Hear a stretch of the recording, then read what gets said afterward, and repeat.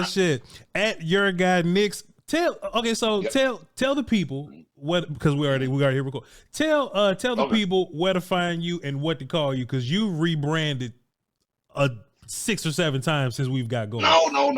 Okay, please. We rebranded once. Hold on. Okay, so please. yeah, formerly we were Stargate, right? And that was kind of like the Facebook and YouTube and everything. And then some things kind of landed in my inbox and said, look, even though it's basically for a gang of fans, kind of came with some, hey, we want to do something with you, but sure. So at that point, I said that we got Professor O, other people, we just got a conversation. Came to Pick Six Sports, right? Pick Six Media.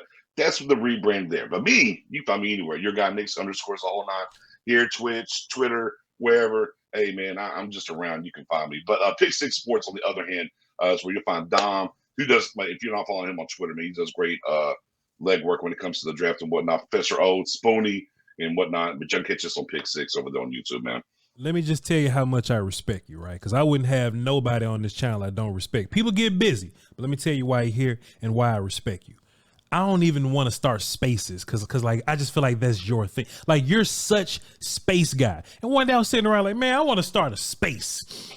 But I feel like I gotta write it on a note and pass it to 6 people to pass it to you. Like you made such a lane since they came out with Twitter Spaces. You've made that such a lane, and I understand you gonna do the humble thing. No, Voch, you can do Twitter Spaces if you want to, Voch. Yeah. But no, man, no. I'm taking humble approach, man. Like Spaces in this community is yours. And I just have so much respect for you and what you do with it. I don't even want to. I come in your space. You be like, yo, Voch, you want to talk? You don't even ask me no more because I just come as a fan. I just come and I listen. I just chill and I kick it. And if I want to come up, we'll just do it there or whatever. But I respect Spaces so much because, when we do what we do on the YouTube or whatever, it's people that's in the chat box, right? Okay, I can talk to you on the chat. I can talk to you on the phone. But you are literally navigating anywhere between, well, it depends, because if it's 3 o'clock in the morning, maybe 15 of y'all, but anywhere between 85 to 300 people just chilling in the spaces, and you just navigating it. All right, hands up, boom, boom, boom, boom, boom, and you've really turned into that guy and made that lane. So, man, big respects to you, man. Thanks for being here. Man, salute. I appreciate it, man. So for me, a quick story, quick backdrop. Please. Going into college, I was athlete, okay. I was, trying to go somewhere with that, but it was mass communication, rhetoric speech is what I kind of wanted to really get into, my career wise, and life happened. Another story, another time. Kid, everything moved around, but then I kind of just found my lane, whether it was like DJing in clubs and doing spots here and there, but I always wanted to do radio. That's just kind of what I always kind of wanted to do, and of course. 7 years ago, started doing NFL content. Then that pivoted, I guess 8 years ago, NFL content, and now about 5, 6 years ago, strictly to the Cowboys stuff. And I've enjoyed that run. I've enjoyed that. I've enjoyed watching, people within this community, watch this community really grow. And then that lane kind of showed up with the spaces. I guess that's 3 years ago now. And I was like, okay, well, what's this? And kind of jumped in there. I'm like, okay, this felt more analog, if that makes sense. I mean, I know it's a digital world now, but it felt really analog. It gave me that radio kind of sense and feel where I can kind of navigate that, as you said, and then, give people opportunity in real time to kind of speak and do certain things. And got an opportunity, really, really cool lane to meet a lot of people. And inbox for you, I was just like, look, hey, you got the green light. You just come in and hit the request. I ain't got to inbox you no more, nothing else. You got the green light, as do others. But it's a great way to share knowledge. It's a great way to get a little bit of extension of what you want to talk about. And of course, post games, or like today, I'm actually, once we get out of here, the digs and the Chumadoga situation. Yep. Yeah, that's going to be fun. I'm not going to be here till 3 o'clock at night. I'm going to start early today, just kind of tear through it. You got a lot of me. Kind of go from it. Yeah, bro. It's, oh man. I already had, like, when we was coming, I was like, Nick, did you see, are we running to space? I'm like, bro, just hold on. Come over here and check me with Voch, and we'll check into that later. But it's fun, man. It's my lane. I definitely do enjoy it. And I appreciate the people, because look, if you're not doing a good job, they don't show up. Mr. 100K. Okay, Mr. 100K showing up. You feel me? Almost. We getting there. We getting there. We on the cuspness, And it's just finding your lane within this content creation. I tell people all the time what you want to do. And if you do it the right way, I think people rock with you, man. I love that to pieces, man. I love that to pieces. Let's get into some football. That's what they came to see, man. Let's do it. Are you prepared? And you know, we just gonna. I'm just saying. Are you prepared for the 3 undrafted free agent offensive line that is the Dallas Cowboys? Okay. Now this is how I'm gonna word it. Are you fine with leaving your like Tyler, TJ, Right. Brock, Zach, and Terrence? Are you fine with that lineup, your 3 undrafted guys, or are you going to look for some type of draft pick? Because everybody's talking about drafting offensive line. I think there's actually a scenario where we don't go offensive line at all. It exists, right? And it's just my Cowboy trust theory. Oh, we trust Brock at center. We trust TJ at guard. We trust Tyler at tackle. It could happen, right? But if it's up to you, if you the GM, do you roll with the 3 undrafted guys what we just laid out, or are you looking at guard? Are you looking at tackle? Are you looking at center? And where you want Tyler to play? That's a lot of ifs and scenarios, but you know what I'm saying when I ask it to you. What you want to do? Right. No, yeah. I mean, right. I think the number one thing for them, and I think maybe they're doing a lot of things that people like currently, but the one thing they've done to me properly ahead of the draft is we're not telling you where Tyler's going to play at. Okay, we're not going to tell you that. So that leaves us flexibility within the draft and a little smoke in what you want to do. Look, man, and it's a great topic when it comes to Tyler. I think what makes the most sense for them is to move him to tackle. And look, he was drafted to be the incumbent, obviously, when it came to Smith, Tyron, that is, not Tyler. And I understand he's coming off an all-pro season. But if we're being honest about it, in his second year, he didn't get to play through training camp tackle his rookie year and got forced out there and did a pretty damn good job. Sure. You know, now, look, if the right kind of thing falls into your lap and you want to leave him at center, or excuse me, at guard, I mean, I get that too. But, boy, you're asking a lot to get lucky, not once but twice at 24 and get you a starting caliber left tackle. Not that it can't be done. Not that it can't be done. But for me, I think they like Hoffman a lot. I think they're seeing the Hoffman game that I like.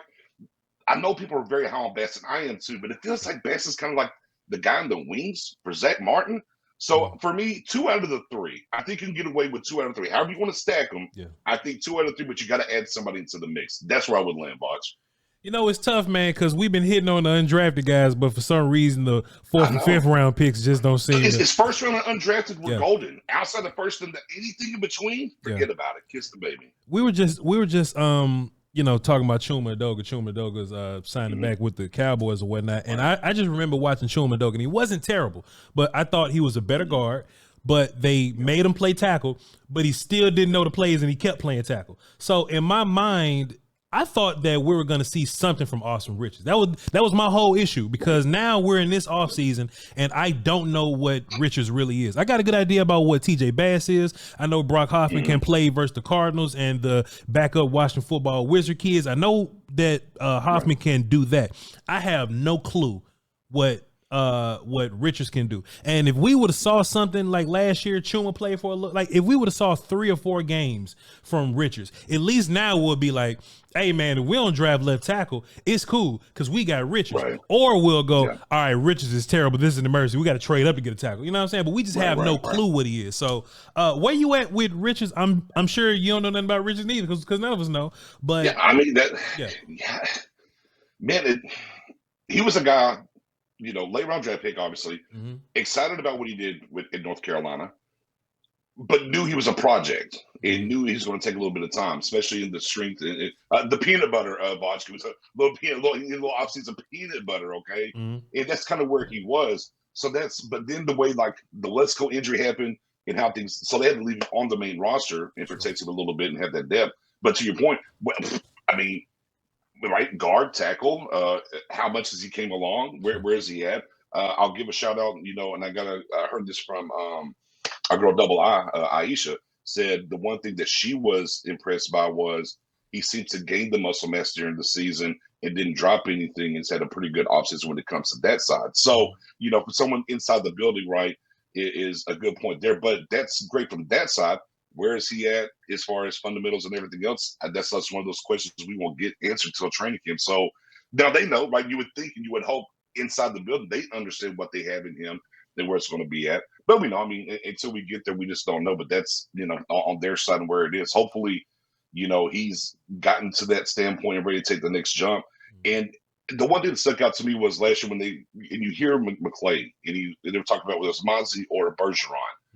And he was very clear, and he said something to the lines of, I'm paraphrasing a little bit, that we've invested in the offensive line, and we have to get more from other players. Sure. And Austin Richards to me seems like one of those guys where they're looking at, hey, I know it makes more sense for us about Bass and Hoffman, but he falls directly in that line with that quote from McClay and how they want to approach this thing and look at it. I mean, that's cool. Will McClay. I know, I get it. Will McClay.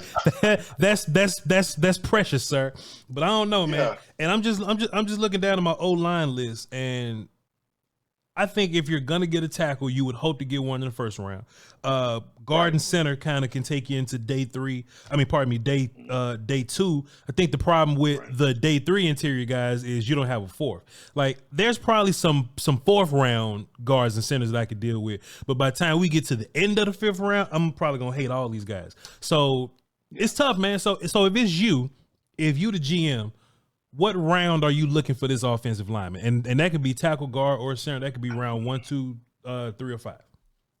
I mean, man, it obviously depends on the board falls, right? Sure. But for me, look, I don't think this offensive line, and I said, and I posted this back in January, this offensive line, if we're being completely honest with ourselves, since Travis Frederick walked out the door, it hasn't been the same. Mm-hmm. They haven't really solved the center issue. And that's why out the door, I was a JPJ guy. Yeah. I'm like, hey, in the back of Jerry, I was like, man, you got to solve that. Now, that was before Tyron Smith left. And with new information, you get new things. So, I don't know, man. Barton, to me, makes a lot of sense. I take Tyler and go over to left tackle with him, right? And then I have Barton there at left guard. You know, look, and I would still love the JPJ pick, but now I don't know if that's much of an anonymity that we can have just because of the Tyron situation now. Sure. And we have to figure that out. And if you don't go get that tackle, and look, or a solidified guy at guard, because if you want to roll with Hoffman at center, right, I think you have to go that route when it comes to that. But I mean, you know, what the Oregon State kid, man, Why are we even talking to him? Like how much cocaine got to be found in his trunk for him to fall to Dallas? Like what? Why are we even talking to Fuaga, right? And he's coming on there. But Nick, I will say this though: if the Cowboys are deciding that, okay, I got to be aggressive somewhere, and they go, hey, we can find all the rest, running back, linebacker, center, we can find that later. If they want to be aggressive with guard, I mean with the tackle, and they're looking at Fuaga or something, I don't know how aggressive you got to be to go up and get a guy like that. How many picks that you have to give up. But if it's in their mind that they got to go hard at tackle or whatever, I'm fine with that. I don't have a problem with that. But once we get to the second round, to the third round, you're going to go, damn, boy, sure would have been nice to take Trey Benson right here. Like, damn, boy, Jalen Polk on the board. It would have been nice to just grab Jalen Polk right here. But if you're gonna get tackled, in my personal opinion, I would like for him to go there early. But let me just ask you this: sure. What do you think about Kingsley Sewell-Mattea? What do you think about Kieran Ahmadillijah? I know that's not his real last name, but I'm not gonna try. Right. From Yale. What do you think about Blake Fisher? I don't like Patrick Paul. I don't think he's that. I don't like Patrick Paul either. Me neither. Dominic Pooney. What about those guys, Nick? Yeah, man. I mean, really, I'd like to see Morgan. I think in the perfect world for the Cowboys, it's simply this. Especially with the Knicks trade, maybe there's I believe there might be a higher position to trade back now. Can you go from 24 to 27 and then go take Morgan out of Arizona and pick up that 3rd or 4th round pick to really help you balance this team? Like, to me, those are the things that kind of float into my mind of things when we get after. It's like, I think the best thing for the Cowboys is I look at a guy like Morgan. I'm like, hey, I think we can get him at 27, 28. Can you move back in that realm? And I know they'll kind of talk about his arm length a little bit. He's a tackle. Yeah. For me, he's a tackle. I agree. I know some people think he might be a guard, but to me, he is a tackle. And if I can get to 27, 28 and go get Morgan out of Arizona and then pick up that 3rd or 4th round pick, would love to get the 3rd. Man, I think the Cowboys can really, really address some things and do really well here. Not just with the offensive line, but then look, whether you want to get a wide receiver now, running back, linebacker, now you're more equipped to do those things if you can move back to those spots and get your guy like Morgan who walks in here and to me is a day 1 starter for you. I agree, but if the Cowboys look at him as a guard, I wouldn't even want to waste my time with him because then, Because then, just in my own personal opinion, if Jordan Morgan is a guard for you, you're gonna run into the Connor Williams problem again, right? Like, yeah, he's athletic enough to do the athlete things, but he's not powerful enough to, deal with Dexter Lawrence and A-Gap. You know what I'm saying? So that's my whole thing with that. And if that's gonna be the case, because I did this video, the 5 reasons why Tyler Smith should be a guard, because we are gonna go against some gangsters at 1 Tech and 3 Tech. We are going to go against some dudes at 1-3, and we're going to line up against the Lions again.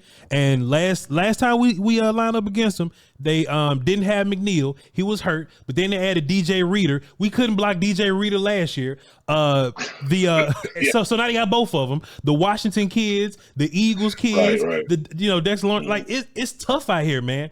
So man, if it's up to me, dog, please find me a tackle somewhere. And I don't think that Kingsley's ready right now. He's more of a project to me. Kieran Ahmadillah, please. Can I ask you, where you at with Guyton, man? I don't think Tyler Guyton's he's not a 24 guy for me. I don't think he's bad like Patrick Paul is bad, but Tyler Guyton's not a 24 guy. Like he's a project guy, and I don't mind project guys, but I at least want to see you whoop somebody being project guy. For example, Armarius Mims got a lot of work to do, but I could at least find film of him whooping people while he got work to do. You see what I'm saying? Yeah. Tyler Guyton's still catching people. He still palms up, hands on back. He still don't even the regular fundamentals, not even the nuanced stuff, but the regular fundamentals, right? So he's big and he's an athlete and he can move really well. And the Senior Bowl was cool, but I think every year they kind of overhype somebody at the Senior Bowl. You watch Guyton at the Senior Bowl. All right, Guyton versus Darius Robinson. And Darius Robinson beat the hell out of him, and they go, man, look at that good ref from Tyler Guyton. I'm like, what you looking at? What you looking at? I think they kind of hyping him up a little bit. So if the Cowboys were to get Tyler Guyton, man, I hope it's some trade back situation where he's he's at 41, or like a trade up from 56 to 41 or something like that. Right. But Guyton at 24 is a little much for me, because if that's going to be the case, give me the best corner or D tackle or edge that's there. I'm not just going to reach for Guyton.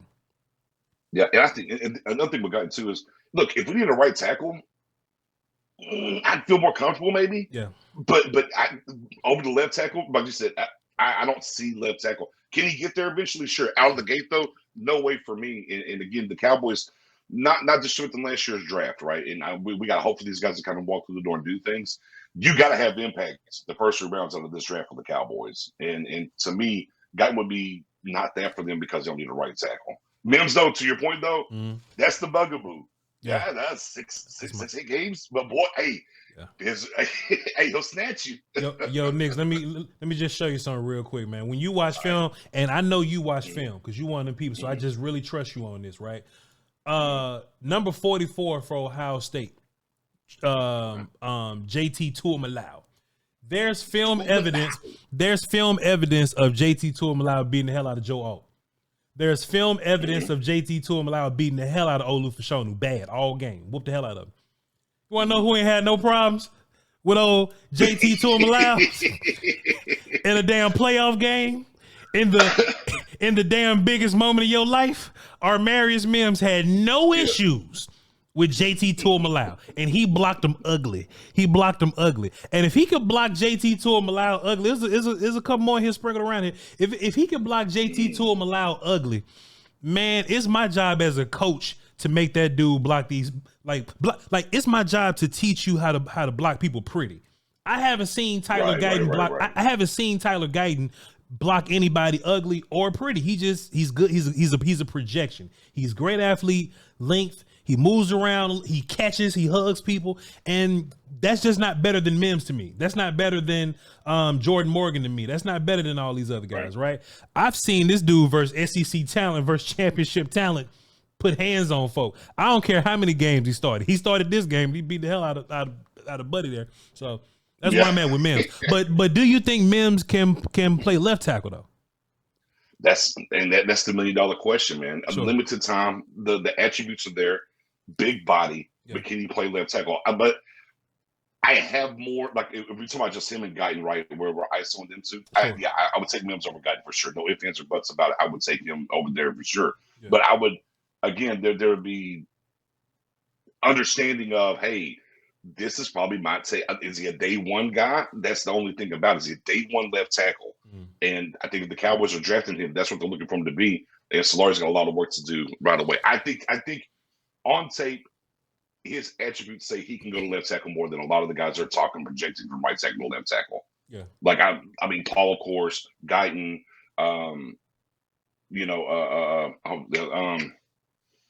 who's the other right tackle they're talking about going to left tackle? Guyton, Blake Fisher. Guyton, Paul, Fisher. Blake Fisher. Yeah, Fisher. JC Latham too. JC Latham too. Yeah. Yeah. He's another one. Now Latham, I have a little bit more. I would put him up there as well. That I think he can make the transition over as well. Sure. Fisher's the guy for me on the back. It was the other guy I was looking for there. So, but that's just look in the draft. So again, the tape is there. Mm-hmm. The reps aren't right, and that what makes you nervous about the amount of time that he got to actually play.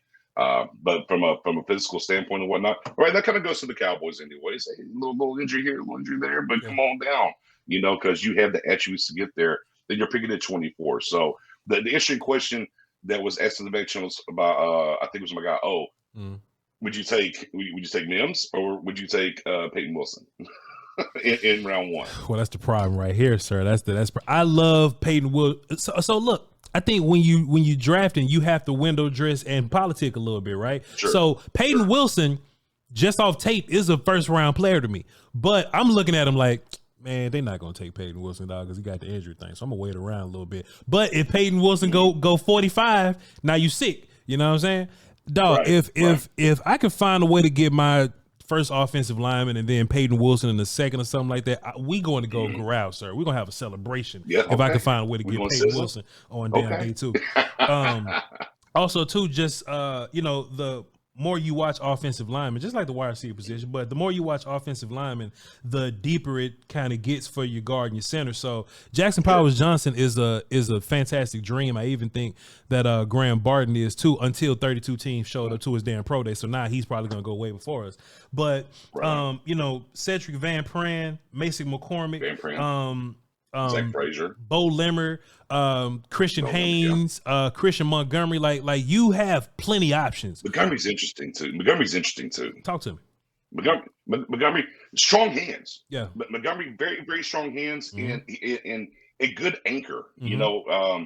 A guy that hasn't really been talked about a lot when it comes to his hands. Mm-hmm. Now, is there some things technique wise? Sure, but hey, that's draft picks. Yeah. That's draft picks though. Yeah. But the things I look for, especially for a guy coming in, hey, how do you anchor? Where are your hands at? Where's your placement? Strong. And how strong are they? Mm-hmm. And I think his anchor and hands work. I think there's a lot there that you could work with in getting him to, as you said, block pretty, if you will. Yeah. But I think hands and anchor is really good there for him. I was watching him and I just wondered to myself, like, he looks like a guy that'll go day 2 somewhere. But I remember watching last year, UCLA guard. He went to the Patriots. He got like a everybody Tune Mooney, Uni, Puny, Mozzie, Woozy. It's one of them names. Yeah, I know. I'll look it up. But I saw him though, and I thought he was okay. Please. Because I was a big fan of him. He was beating the hell out of people, right? And I was like, yo, there's no way. Antonio Mafi. Tony Mafi. There it is. Yeah. I was watching Mafi, man. I was like, man, ain't no way Mafi gonna fall past the 3rd round. We need to go ahead and get, because I was a huge fan, but I could see some of the same traits in Mafi as in Montgomery, just as a Marley type, strong type, anchor type, kind of out of control, not the best technique guy in the world. I thought Mafi was gonna go higher, but he didn't. Same. So I wonder how many of these guards and centers that I like will fall just because they play guard and center. You know what I'm saying? Right. Big facts. Yeah. And it happens, every year when it comes to those positions, because Mafi was a guy, that's a great comp. I didn't really think about a Mafi comp there. But yeah, actually thinking about that as you were talking about, great comp. I mean, again, you got to size some things up with hands and anchor stuff. He's ready from that standpoint. But yeah, again, it's always the power 5, right? Mm-hmm. We value these positions and which is funny. We look at the last 3 years of the NFL, the offensive line play around the league has been down on a slope this way, if you will. And it's like, because y'all don't value centers and guards to a certain extent, and y'all let them fall down the board and whatnot. And I just wonder. There's always the trigger flip whenever people start carrying again and want to get back into it. Not to say that it'll be this year, but I just wonder. I think at a certain particular time when it comes to the draft, we'll start to see those positions kind of ramp back up again. I don't know what's going to take and how many quarterbacks going to get hurt, but I mean, here we are. But I think that's talking about the Mafias and some of these guys where we kind of look at them like fourth, third round. Yeah, I can see that, and they end up, fifth, sixth, seventh. But that's just because also there's unbelievable athlete at said power position we can't miss right here in the third, fourth round, and it pushes those guys down.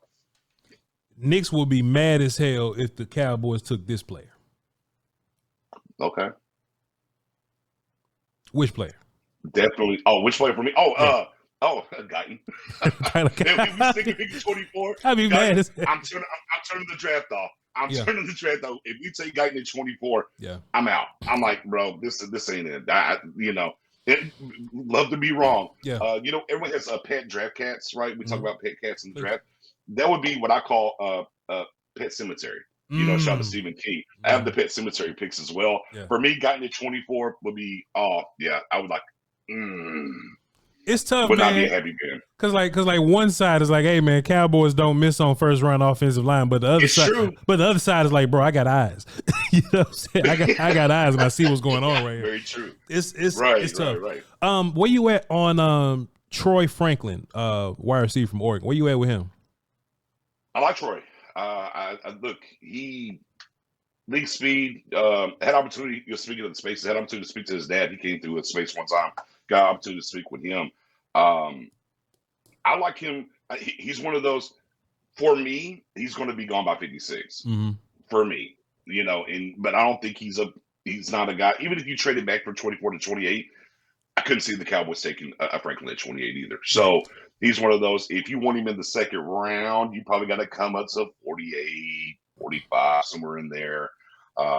That's kind of where I land at. But again, inside out guy, speed, length. There's route running could be a little bit better, but I mean, the Oregon system could be a little bit better, could be, but what he has from an attribute standpoint really makes up for those kind of things, and has a definite temperament that you like out of the position. I'm not saying that he's how Pickens is up there in Pittsburgh with that aggressiveness, but he's got a little bit of that mindset in that realm, if you will. So I like him a lot. Again, for the Cowboys, I don't think he's going to land here, but I'd be excited about it if he did. I saw in my draft somebody was excited that he was the 24th overall pick, and I was like, bro, I can't explain how sick I'd be. I can't. And they was excited too. Look, hold on, time about niggas. They was flat. Yo, Voch, I just fixed the franchise. Boom. I'm like, no, you didn't. 20. Hey, man. Hey, look, and people catch you like, I don't know if I'd say Brian Thomas Jr. 24, to be honest with you. I agree. This wide receiver class, and we can just talk about value and how value works. Sure. The dudes you can get at the back of the second round, value wise, is way higher than a Troy or a Brian Thomas that'll go at 24.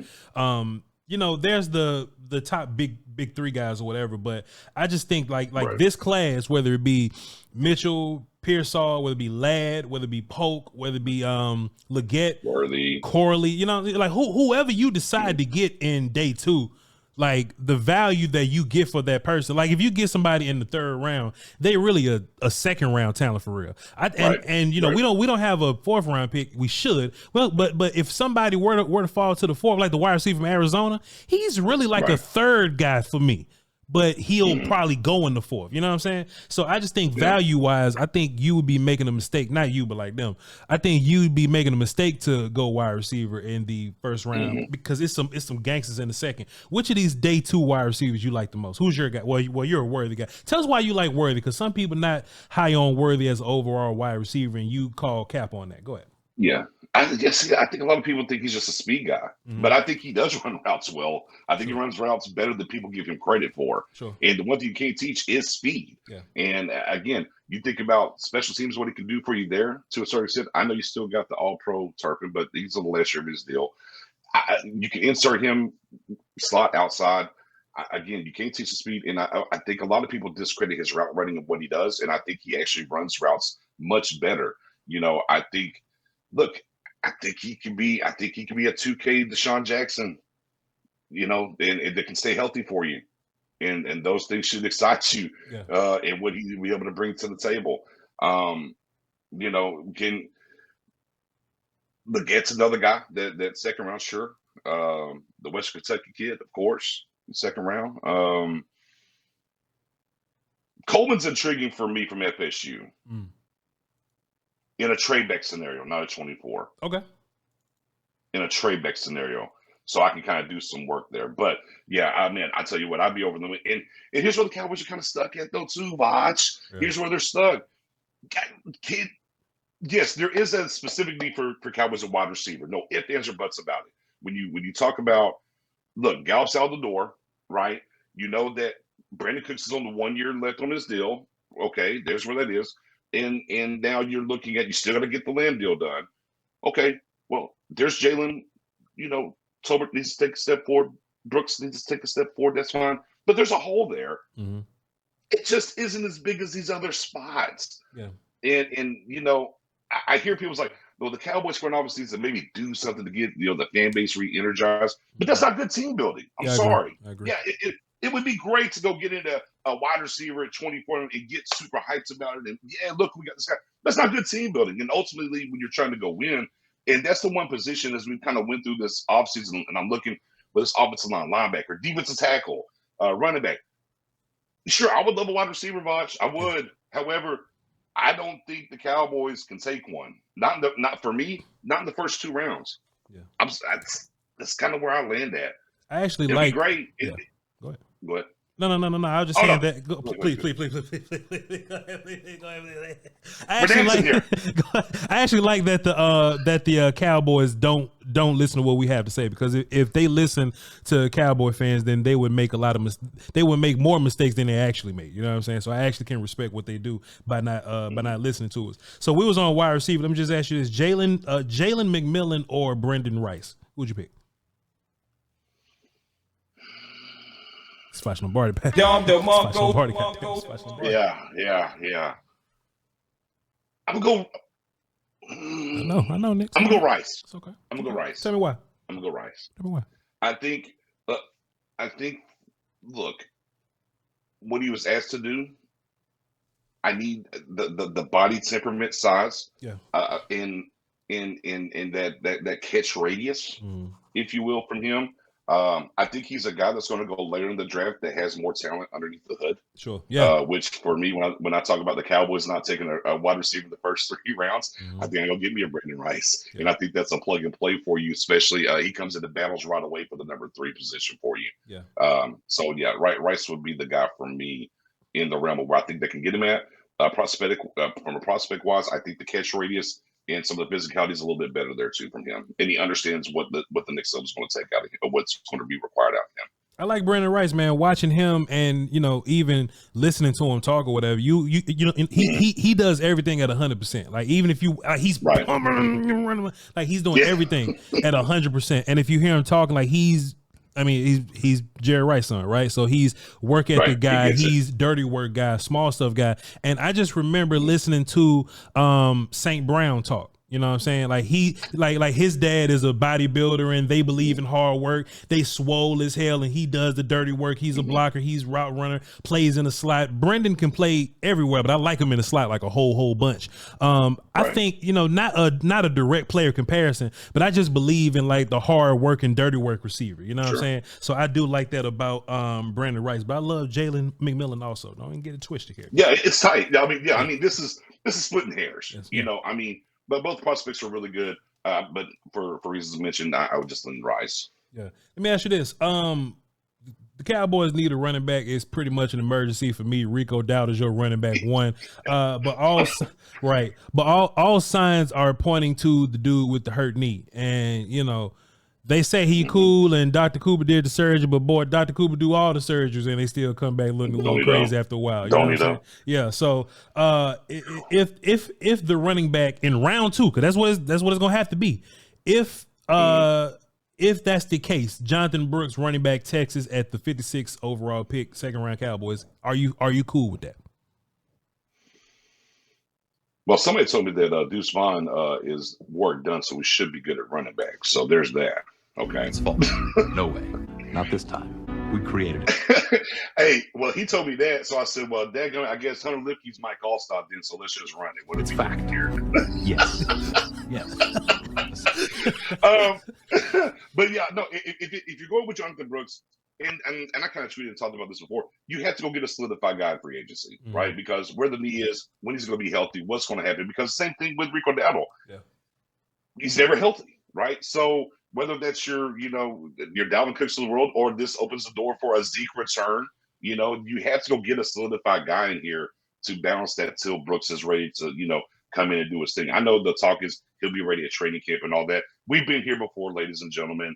Oh, he could be ready at training camp. Don't worry about it. No pup list. And then we get to training camp, and what is it? Yeah. Their own pup list, and we're waiting, and things are happening. So, look, he's the number one running back on my board. And the Cowboys, and a lot of the pushback when it comes to Jonathan Brooks is, well, the injury. Well, guess what? They've all had injuries. Yeah. Like now, his is the most current, yeah. Sure, but they've all had injuries. So doesn't matter who you're drafting at the running back position. They've had an injury when it comes to that. But the Cowboys just have to insulate themselves, hopefully, on the back end. And whether it's the Zekes of the world, look, you could go, if you want to go a different route other than say a Zeke or a Dalvin Cook, maybe a Kareem Hunt. I know 28, maybe the body's built up. There's some worry about the body where he's at 28, but there's some guys out there of that ilk, right, that they could bring in here and help you kind of do those things until he was ready to rock. But you got to get somebody, sure, for sure. Ray Davis or Marshawn Lloyd? Come on, Nick. Did you hear what I said?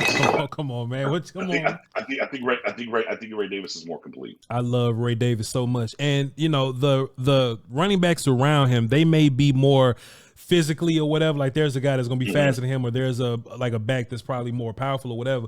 But me just watching Ray Davis as a runner, as a blocker, as a damn pass catcher, that dude is impressive. I was watching Audric Estime, right, from Notre Dame. He's big as hell, and I was expecting him to be a great pass blocker. He's not. He kind of just throws aside his hip into people. And I don't think that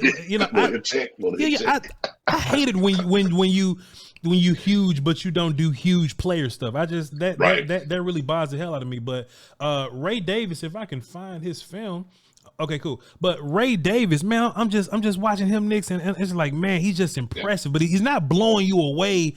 He ain't Jahmyr Gibbs, he ain't Bijan or nothing like that. But man, just as a steady running back, he's one of these dudes that like he gets drafted in the fourth round or something, but he leads the league in rushing because he's in the right situation. You know what I mean?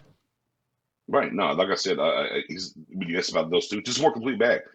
Vision, catching out of the backfield, what he's able to do. Again, speed wise and stuff, you're not blown away about it. But here's the thing that I look at all the time is like, you'll look at the measurables, different things, and all that matters. But then turn on the tape. What does the tape tell you? No matter what, the tape don't lie. And I think Ray Davis he has a different level of understanding vision wise. When I look at a Marshawn Lloyd versus him, I think his vision is much better. And there's nothing that he's not willing to do. Back to the estimate comment, it's not that he can't be big. He just maybe doesn't want to be big, and when it comes to that blocking, there are players, and you can see it reveals itself on tape that there's certain things they're willing to do. And there's certain things not really their cup of tea. Not that they can't do it, just not their cup of tea. But for Ray, I think same thing as Rice. He does everything at 100%. Yeah. Right. He's one of those guys that does everything at 100%, and he has really, really good vision as a running back. Ray Davis or Will Shipley, Clemson? Now you get into my territory. Will Shipley's the guy I kind of talked about here. I've been talking about for about the past couple of months. Will Shipley alert! It was meant to be. Will Shipley alert is meant to be. Let's go. There you go. If you're looking for a Tony Pollard replacement, go ahead. Let's just wrap it up here. Yeah, go ahead. What you got on Will Shipley? Will Shipley. If you're looking for a Tony Pollard replacement, Will Shipley fits in there. Catching, running. Get it out. Get us out here, Voch. Get us out. Yo, Knicks, we appreciate you. We'll do it again. I'm about to go listen to you on the space. Tap in with him. Pick 6 Sports. You got Knicks on Twitter, man. Appreciate you, bro. Salute. Appreciate you, man. Michelle.